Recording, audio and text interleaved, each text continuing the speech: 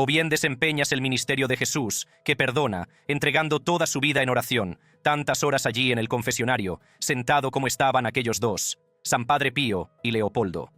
El Papa Francisco amaba a Padre Pío, lo alababa e incluso visitó su ciudad natal.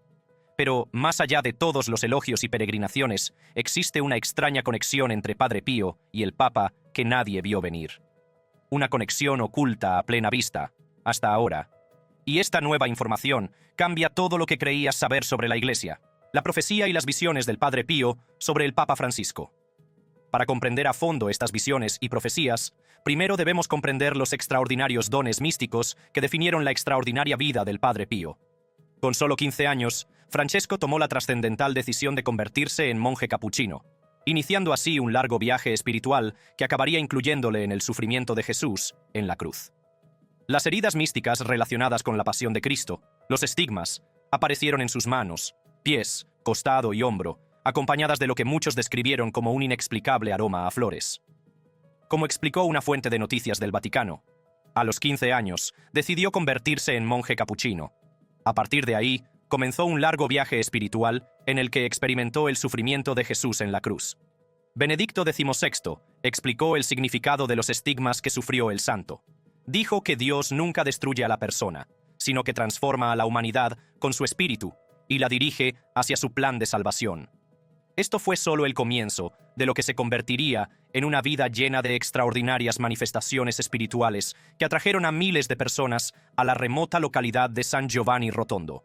La gente recorría grandes distancias, a menudo soportando grandes penurias, para tener la oportunidad de asistir a la misa del Padre Pío, confesarse con él o simplemente ver al santo en vida. Entre los dones más notables del Padre Pío estaba su capacidad de bilocación, la supuesta habilidad de estar físicamente presente en varios lugares al mismo tiempo. Según el testimonio de quienes lo conocieron, se sabe que habría escuchado 6 millones de confesiones de personas de todo el mundo. Durante la misa, después de la consagración, entraba en éxtasis, permaneciendo móvil, sin moverse, como si fuera una estatua. Y durante ese tiempo recorría el mundo. Esta extraordinaria afirmación se elaboró aún más.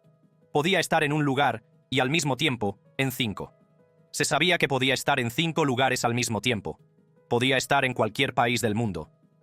Estos incidentes sobrenaturales no eran casos aislados, sino características habituales de su vida espiritual. Durante la misa, los testigos relataron haber visto manifestaciones visibles de su conexión con el sufrimiento de Cristo. Durante ese tiempo, mientras tenía la hostia, se podían ver gotas de sangre. Vaya. A veces, cuando hacía la consagración, rompía a llorar, porque se le había concedido el don del dolor, de la pasión. Así que durante la misa se le podía ver llorar a veces. Pero, ¿qué hay de los dones proféticos del Padre Pío? ¿Su capacidad para ver el futuro y predecir acontecimientos aún por venir? Según una investigación exhaustiva, es probable que el Padre Pío tuviera visiones y hiciera profecías, con muchas predicciones personales bien documentadas. Según se informa, sus visiones incluían encuentros celestiales y batallas espirituales que comenzaron en su juventud. Las pruebas sugieren que predijo con precisión muchos acontecimientos, incluida su propia muerte y aspectos del futuro de otras personas. Una de las profecías más convincentes y bien documentadas se refería a su propia partida de este mundo. El Padre Pío predijo su muerte con exactitud, el 23 de septiembre de 1968, 9 años antes de que ocurriera. Según se dice, afirmó que en el momento de su muerte vería 2 madres, probablemente refiriéndose a la Virgen María y a su propia madre terrenal. Otras profecías documentadas incluyen la predicción acertada de la elección del Papa Pablo VI en 1963 y el pronóstico de que su hospital, casa de alivio del sufrimiento, crecería de una pequeña semilla a un robusto roble. Una predicción que se ha cumplido, ya que se ha convertido en un importante centro médico. A nivel más personal, los dones proféticos del Padre Pío se manifestaban a menudo en predicciones sorprendentes sobre la vida de las personas. Predijo con éxito la muerte de varias personas, entre ellas la de un policía, al que le dijo que moriría en una semana de un ataque al corazón, lo que efectivamente ocurrió. También predijo vocaciones, como la de Leo Fanning, que se convertiría en el Padre Leone, ordenado el 30 de mayo de 1954. Existe incluso un relato intrigante, aunque controvertido, sobre el Papa Juan Pablo II, cuando el padre Karol Józef Wojtyła, más tarde Papa Juan Pablo II, conoció al Padre Pío en 1947. El místico le dijo que ascendería al cargo más alto de la Iglesia. Al parecer, Wojtyła creyó que esta profecía se había cumplido cuando fue nombrado cardenal. Sin embargo, esta afirmación es controvertida, ya que el secretario de Juan Pablo II, Stanisław Dziwisz, niega que se hiciera tal predicción, y esta no aparece en la autorizada biografía de George Weigel, testigo de la esperanza. Pero aquí llegamos a la pregunta central de nuestra investigación. ¿Tuvo el Padre Pío visiones o profecías específicas sobre el Papa Francisco? Tras una exhaustiva investigación sobre esta cuestión, las pruebas apuntan a una respuesta clara. No hay visiones ni profecías verificadas del Padre Pío específicamente sobre el Papa Francisco. Esta conclusión tiene sentido lógico, dada la cronología. El Padre Pío murió en 1968, mucho antes de la elección del Papa Francisco en 2013. Lo que podemos afirmar con certeza es que cualquier afirmación de profecías específicas sobre el Papa Francisco, atribuidas al Padre Pío, requeriría pruebas extraordinarias, dada la falta de documentación en fuentes fiables. Esto no significa que el Padre Pío no tuviera profecías generales sobre el futuro de la Iglesia que, en retrospectiva, pudieran interpretarse como relacionadas con el Papa Francisco. Cabe señalar que, en lo que respecta a las profecías del Padre Pío, debemos actuar con cautela. Algunas afirmaciones, como las predicciones sobre acontecimientos del fin de los tiempos, como los 3 días de oscuridad, son controvertidas. La Orden Capuchina ha negado oficialmente que él hiciera tales predicciones, destacando la necesidad de basarse en fuentes fiables a la hora de evaluar las supuestas profecías. Aunque es posible que el Padre Pío no profetizara específicamente sobre el Papa Francisco, su legado ha influido profundamente en el antiguo pontífice. Exploremos la fascinante relación entre estas dos figuras. Un fraile místico que llevaba las llagas de Cristo y el primer papa latinoamericano que intentó guiar a la Iglesia en tiempos turbulentos. Analizaremos la profunda admiración del Papa Francisco por el Padre Pío y cómo el ejemplo del santo moldeó su comprensión de la fe, la misericordia y el servicio. La profunda conexión del Papa con el Padre Pío. El Papa Francisco demostró una devoción profunda, sincera y duradera por el Padre Pío, que se manifestó tanto en sus palabras como en sus acciones a lo largo de su papado. Esta conexión revela mucho sobre los valores espirituales del difunto pontífice y su visión de la Iglesia. La admiración del Papa Francisco por el Padre Pío comenzó mucho antes de que ascendiera al papado. Cuando era cardenal Jorge Bergoglio en Buenos Aires, demostró una gran estima por el Padre Pío, solicitando reliquias menores para el gran jubileo del año 2000 y explorando la posibilidad de crear grupos de oración del Padre Pío en Argentina. Esta devoción personal se traduciría más tarde en importantes acciones papales que atraerían una mayor atención hacia el santo estigmatizado. Una de las muestras más significativas de la veneración del Papa Francisco por el Padre Pío se produjo en 2016, durante el Jubileo Extraordinario de la Misericordia, cuando solicitó que los restos del Padre Pío fueran trasladados a Roma para una exposición de una semana de duración. Fue la primera vez en un siglo que el cuerpo del Padre Pío salía de San Giovanni Rotondo, lo que lo convirtió en uno de los santos patronos del Año de la Misericordia, junto con Santa Teresa de Calcuta. Este notable gesto no fue meramente ceremonial. Para el Papa Francisco, el Padre Pío representa la encarnación de la misericordia a través de la confesión, un tema central de su papado. Durante este año jubilar, el Papa presentó al Padre Pío como un confesor ejemplar, llamando la atención sobre su incansable ministerio en el confesionario, donde pasaba entre 10 y 15 horas al día. El Papa Francisco destacó este aspecto del ministerio del Padre Pío en una poderosa declaración. O se ejerce el ministerio de Jesús, que perdona, entregando toda su vida en oración, tantas horas allí en el confesionario, sentado como estaban allí los dos santos, el Padre Pío y Leopoldo, o se ejerce el ministerio del diablo, que condena, que acusa. La veneración del Papa por el Padre Pío alcanzó otro hito importante en 2018, que marcó el 50º aniversario de la muerte del Padre Pío y el 100º aniversario de la recepción de los estigmas. Para conmemorar estas ocasiones tan señaladas, el Papa Francisco realizó una peregrinación a las dos localidades del sur de Italia donde vivió el Padre Pío, Pietrelcina, donde nació, y San Giovanni Rotondo, donde pasó la mayor parte de su vida. En Pietrelcina, el Papa Francisco dirigió un emotivo mensaje a los fieles, instándoles a permanecer fieles a la Santa Madre Iglesia. Reconoció las imperfecciones de sus miembros, pero recordó a todos que el Padre Pío amaba profundamente a la Iglesia, con todos sus defectos. Más tarde, el Papa se desplazó a San Giovanni Rotondo, el lugar donde el Padre Pío pasó la mayor parte de su vida, y llevó a cabo su ministerio. Allí, durante una visita al hospital fundado por el santo, el Papa Francisco se reunió con jóvenes enfermos de cáncer. Uno de ellos, en particular, llamó su atención. El Papa le ofreció unas palabras de ánimo, le deseó una pronta recuperación y le prometió que le visitaría en Roma cuando se encontrara mejor. Mientras recorría la sala de cáncer infantil, la cálida presencia del Papa reconfortó a los padres angustiados. Sus sonrisas, sus gestos afectuosos y sus bendiciones ofrecieron un momento de paz en un lugar marcado por la lucha y la esperanza. Hace más de 60 años, el Padre Pío fundó el hospital con el nombre de Hogar para el Alivio del Dolor. Hoy en día es un moderno centro médico que atrae a personas de todo el mundo, no solo por su atención, sino por el espíritu de compasión que el Padre Pío infundió en su fundación. Esta visita fue especialmente significativa, ya que conectó al Papa Francisco con sus predecesores, que también habían honrado al Padre Pío. El Papa Francisco fue el tercer papa que visitó la ciudad en la que vivió San Pío. El Papa Juan Pablo II la visitó en mayo de 1987 y beatificó y canonizó al Padre Pío. El Papa Benedicto XVI rindió homenaje al Padre Pío en junio de 2009. ¿Qué aspectos de la vida y el ministerio del Padre Pío considera el Papa Francisco más conmovedores? La respuesta revela mucho sobre las prioridades espirituales del pontífice y su visión de la Iglesia. En primer lugar, el Papa Francisco destacó la vida de oración continua del Padre Pío como fundamento de su espiritualidad. Durante su homilía de 2018 en San Giovanni Rotondo, el Papa citó al Padre Pío en el Segundo Congreso Internacional de Grupos de Oración, celebrado el 5 de mayo de 1966. «Rezad mucho, hijos míos, rezad siempre, no os canséis de rezar». Y añadió: «Es la oración, esta fuerza unida de todas las almas buenas, la que mueve el mundo, la que renueva las conciencias, la que cura a los enfermos, la que santifica el trabajo, la que eleva la asistencia sanitaria, la que da fuerza moral, la que difunde la sonrisa y la bendición de Dios sobre los desanimados y los débiles». El Papa Francisco ve la oración como la mejor arma que tenemos, una llave que abre el corazón de Dios, esencial para la fuerza de la Iglesia.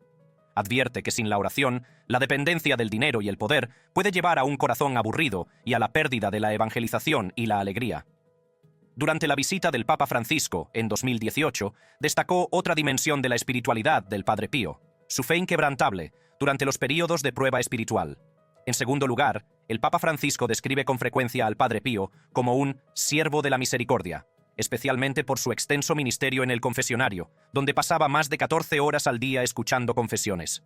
Durante el año jubilar de la misericordia, el Papa Francisco destacó este aspecto del ministerio del Padre Pío, presentándolo como un modelo para los sacerdotes en el confesionario, actuando como una caricia del Padre vivo para sanar los pecados y refrescar los corazones.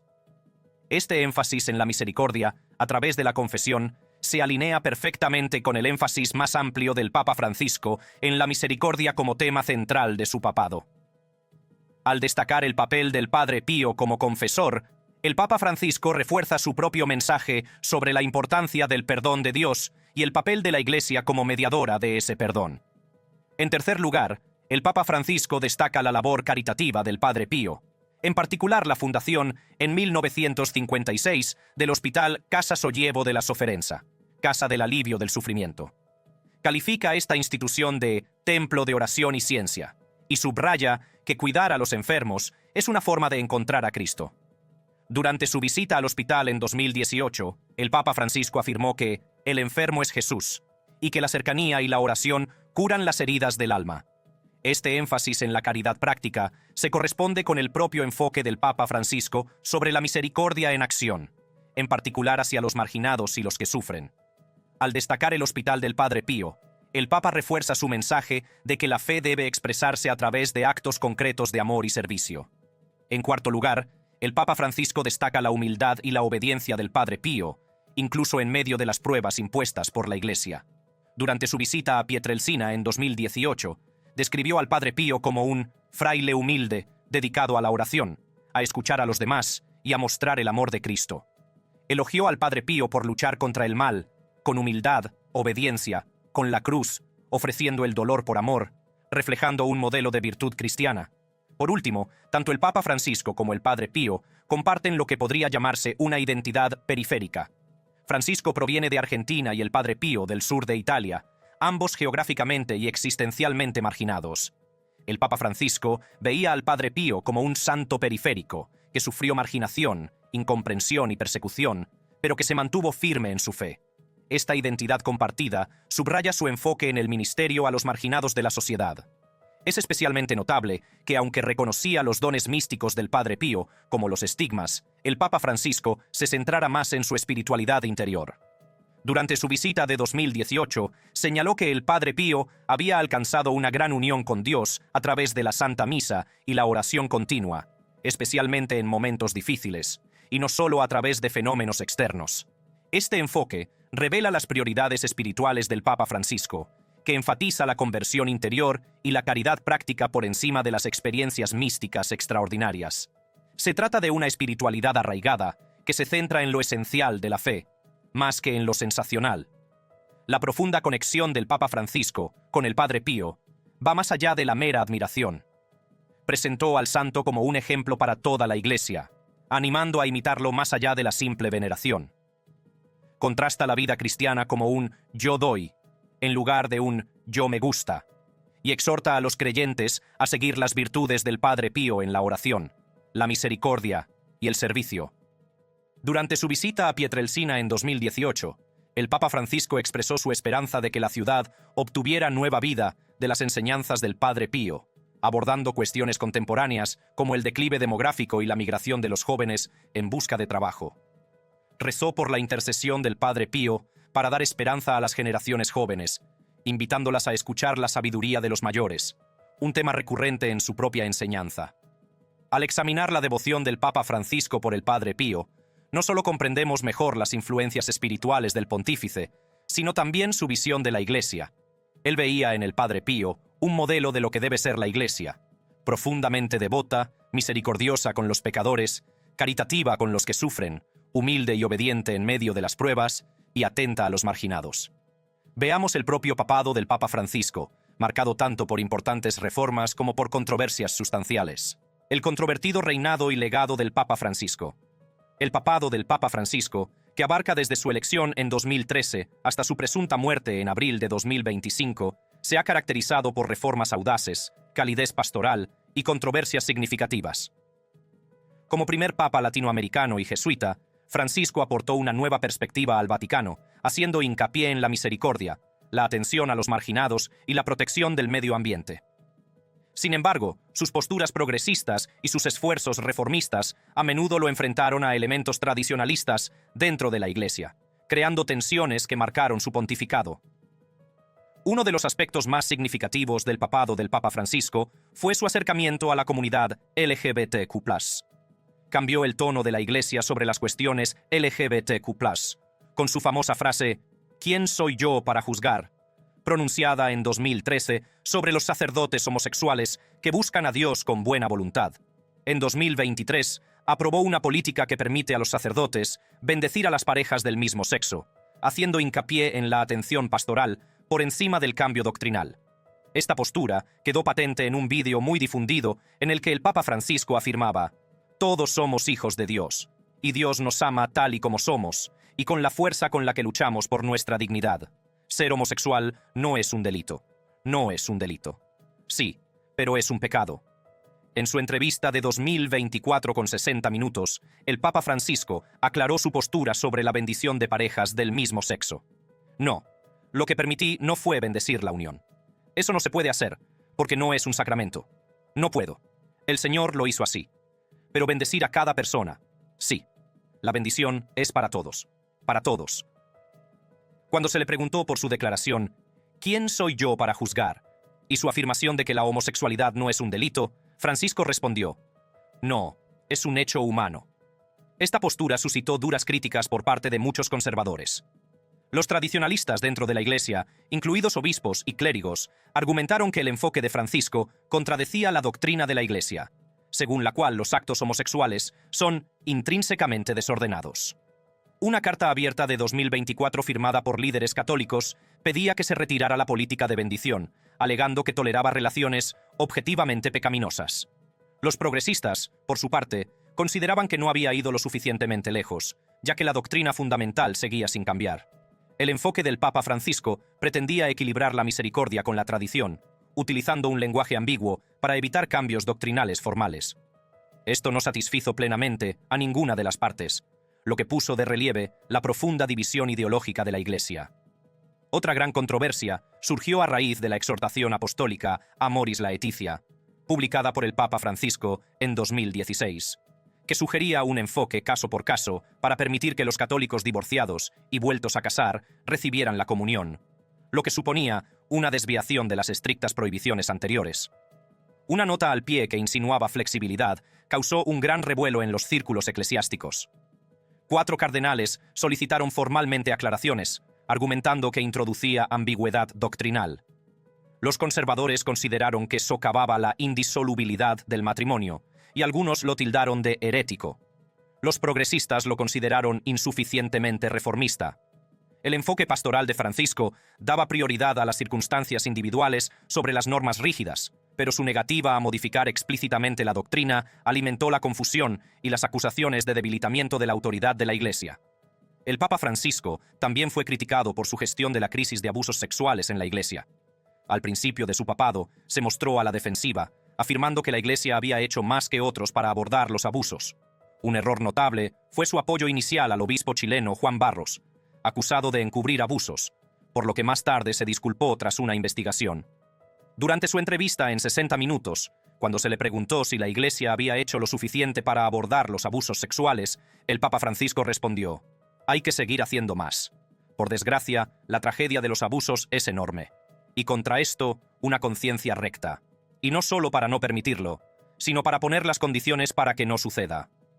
Cuando se le presionó sobre su política de tolerancia cero, afirmó: «No se puede tolerar. Cuando hay un caso de un religioso o una religiosa que abusa, se les aplica todo el peso de la ley. En esto se ha avanzado mucho». Los supervivientes y sus defensores, entre ellos la red de supervivientes de abusos por parte de sacerdotes, argumentaron que sus medidas, como la creación de comisiones y la celebración de una cumbre en 2019, eran insuficientes. Reclamaron políticas de tolerancia cero y una mayor responsabilidad de los obispos.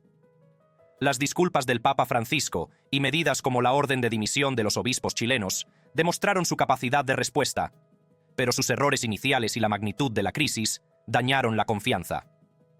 La estructura jerárquica de la Iglesia limitó la rapidez de las reformas, y su enfoque en el clericalismo como causa fundamental fue visto por algunos como una forma de eludir la responsabilidad. El compromiso del Papa Francisco con las cuestiones medioambientales y políticas también resultó controvertido. Su encíclica Laudato Si, de 2015, vinculaba la degradación medioambiental con la injusticia social, respaldaba el cambio climático provocado por el ser humano y criticaba el capitalismo global. Su defensa de las políticas migratorias abiertas también suscitó críticas desde muchos sectores. En su entrevista en 60 minutos, el Papa Francisco expresó opiniones contundentes sobre la migración. Eso es una locura, una auténtica locura. Cerrar la frontera y dejarlos allí, eso es una locura. Hay que acoger a los migrantes. Después, ya se verá cómo se les trata. Quizá haya que devolverlos, no lo sé, pero cada caso debe considerarse de forma humana, ¿no? Además, profundizó en lo que denominó la globalización de la indiferencia. ¿Quieres que lo diga claramente? La gente se lava las manos. Hay tantos Poncio Pilatos por ahí que ven lo que está pasando, las guerras, la injusticia, los crímenes. No pasa nada, y se lavan las manos. Es indiferencia. Los católicos conservadores y los críticos laicos argumentaban que la Iglesia no debía involucrarse en cuestiones seculares como la ciencia del clima o la migración. Algunos negaban rotundamente el cambio climático o consideraban que sus críticas económicas eran socialistas. Su aceptación en 2015 de un crucifijo con forma de hoz y martillo de Evo Morales, presidente de Bolivia, avivó las acusaciones de simpatías comunistas, que él negó. Francisco enmarcó estas cuestiones como imperativos morales arraigados en los valores del Evangelio, no en la política. Sin embargo, sus intervenciones de alto perfil alejaron a quienes preferían un papado estrictamente espiritual, lo que reflejaba guerras culturales más amplias.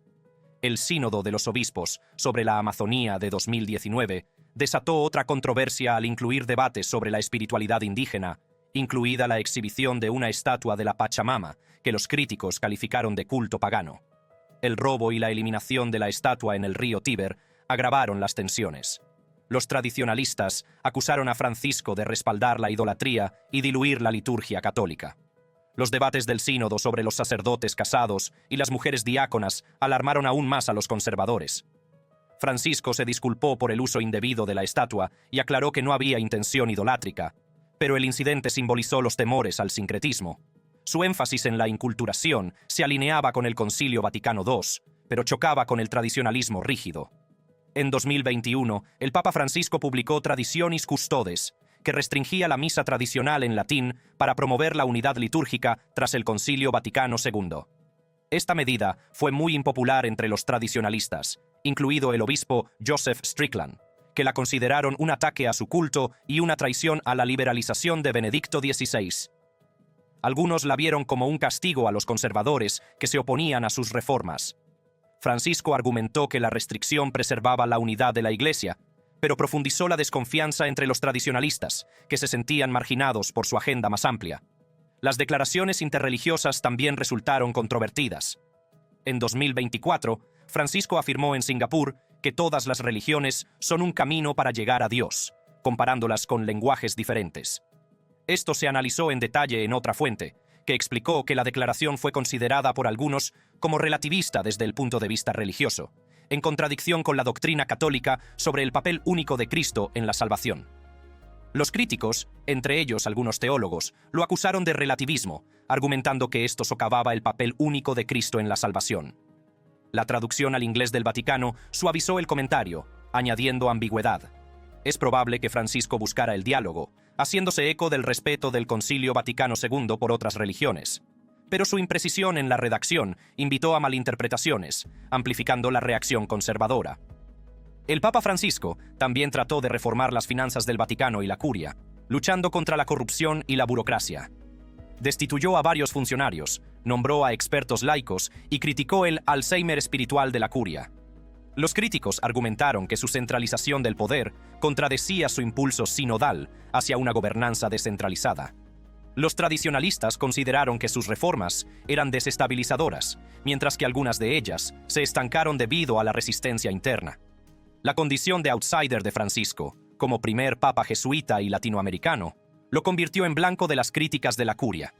Sus reformas pusieron de manifiesto problemas sistémicos, pero obtuvieron resultados dispares, lo que alimentó la percepción de imprevisibilidad.